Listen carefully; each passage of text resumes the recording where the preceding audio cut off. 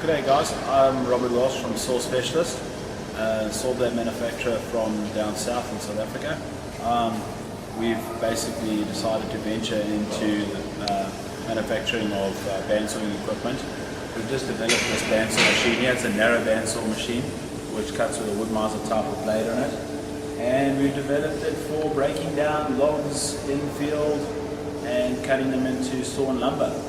So I'd like to just take you through a few steps on the machine and to show you a little bit of information about the machine that we've built and that we've put together and tried to take the best out of everything and put together, make a machine which is going to last in African conditions. So I'll just explain a little bit of the section into what we're doing in regards to a blade change. As you can see, we've been cutting, and what this deflector does is it really protects the guide roller. All this wood, all this sawdust that you see over here would usually be sent through and cover the wheel and cover the guide roller. And if you just have a look around here, you see how clean and dry the guide roller is. Around here, the guide roller is absolutely clean and dry. And in normal circumstances, the guide roller would be just totally annihilated with loads of bark, sawdust, water, resin, getting into the bearings, causing the rollers to stop, causing a flat spot on the rollers. So, a bit of a concern for us, and that's why we've gone along and designed this plate, which comes in here and deflects the sawdust and stops the sawdust from preventing. If you have a look down below, you'll see just how well the guide roller deflector plate works and how it protects the rollers and keeps the rails beautifully clean, no sawdust being compacted against the rails at all. Here you can see the guide roller. The guide roller itself is very simple. This shaft that goes through is on an eccentric, so it can deflect the blade up or it can deflect the blade down. And these two screws here act against the pivot.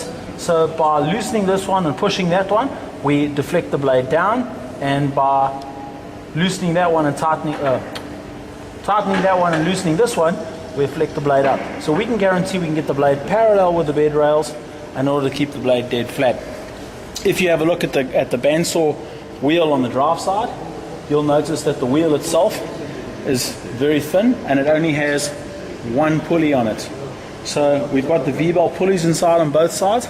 Both wheels are identical, both the drive and the idler.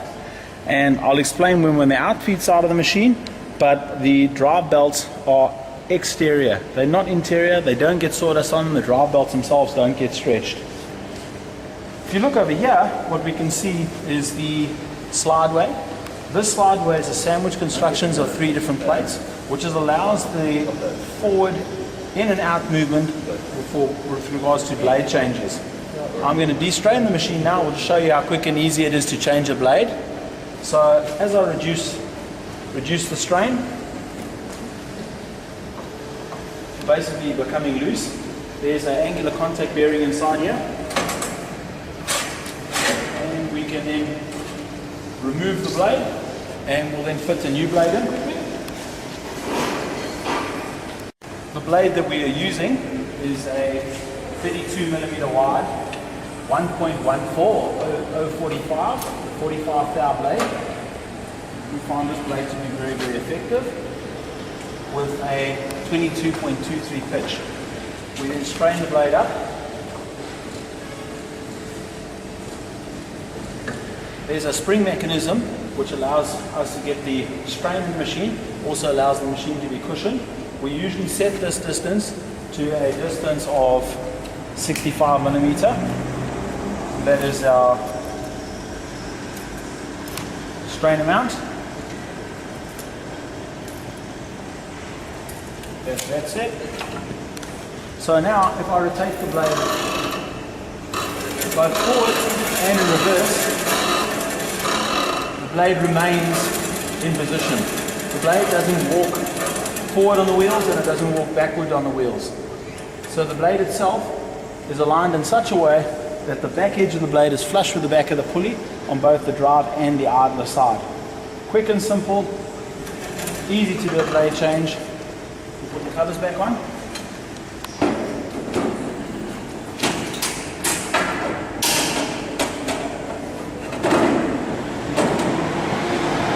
If you have a look from below here, you'll see that our guide arm itself can index in and out. It also works on the same sandwich construction where we've got PTFE inside there, which acts as a slideway, so we can move the blade in and move the blade out, and the guideway has no play in it. This is really important in a roller guide system, that you get the roller guide as close to the workpiece as possible. This stops deviation and helps keep the blade flat and parallel in the cut. Just while we're on top of the machine and talking a little bit more about it, as you can see, the hardened linear shaft. There's two shafts. It's a tandem system. One side is our fixed shaft, the other side is our adjustable shaft, which then is allowed to be set parallel to our fixed side on both parts of the A-frame. This allows us to drop the machine and raise the machine relatively ease-free. In the event that the shaft were to be damaged or in time needs to be replaced, simply by undoing the bolt and sliding the shaft out, a new shaft can be slid in. We've got on either side these holders, and we'll show you that just now on the machine. What this does is it allows for a linear slideway to be put inside there. A linear slide is a dry lube system, so it doesn't have lubrication on it. It's basically a hardened form of plastic, which allows for the up and down movement on the band machine. Here you can see the 11 kilowatt motor electric, which has no hassle cutting through large diameter logs. The machine itself, if you come to the back, and we'll have a look at the back of the machine for a moment. This is on the idler side. We've got a top and bottom adjustment. That is for the vertical camber of the wheel, to align both wheels that they are aligned true but perpendicular to the bed. This means that the rollers themselves, that the blade is aimed in the same horizontal plane as is the bed. So it doesn't matter whether the bed's standing at an angle, we can then set it by adjusting this up and down screw here to make sure that we've got each wheel on both sides independently adjusted to get them parallel with the bed. These two left and right adjustments, they are for tracking, so that is to move the blade further forward or to remove the blade further back in order to maintain our gullet position on the wheel. Here you can see the slideway from behind. If I come around the machine, I can show you then on the drive side. The drive side consists of a guard where our pulleys are external, and we've got a cartridge type bearing assembly. This cartridge type bearing assembly means that we can move the drive shaft axially in and out in order to get it in the same plane as the idler wheel. And again, we've got our up and down vertical camber setting, and we've got our left and right tracking adjustment for tracking the machine. Once this has been set and in the owner's manual, it's quite simple and easy to maintain. Over here you can get quite a good cross-sectional view here of the main support beam of the machine. This is 180mm by 80, and it is out of 4.5mm wall thickness rectangular tubing. This is basically the backbone of the whole machine, and it allows the machine at various strains to stay straight. If this is too weak, what happens is the machine alters at different strain settings, and so the blade moves back and forth on the wheel. So without further ado, I think we'll get into a little bit more cutting. Maybe one more thing, folks, just to touch on, is from behind here you can see the cartridge bearing assemblies, which are for the roller which fits on here, which is a ball-nosed roller inside there. Both of them very simple. Loosen, you can remove the shaft, change the bearings, put the shaft back in, and tighten. As you can see, the machine is modular, and everything is bolted together, so there's very limited welding. Welding can be a good thing, but in the same way it also can be bad because it distorts and twists the machine. By us having this in a modular format, it means that it can be maintained, and if parts get damaged, something can be adjusted and replaced without having to go to major fabrication costs in rectifying the machine. So just to go through the machine again, from this side over here, we've got our up and down mechanism, which is through a worm screw, so we can wind up or release, and that adjusts the machine up and down. So it's a simple movement of a handle, which just makes life very easy. And then we've got our a height gauge here, which works from the baseline up, and then we've got all the individual sizes so that we can go along and move the machine to whichever size using the height indicator before cutting. So without any further ado, I think we're going to move in to do a little bit of cutting quickly.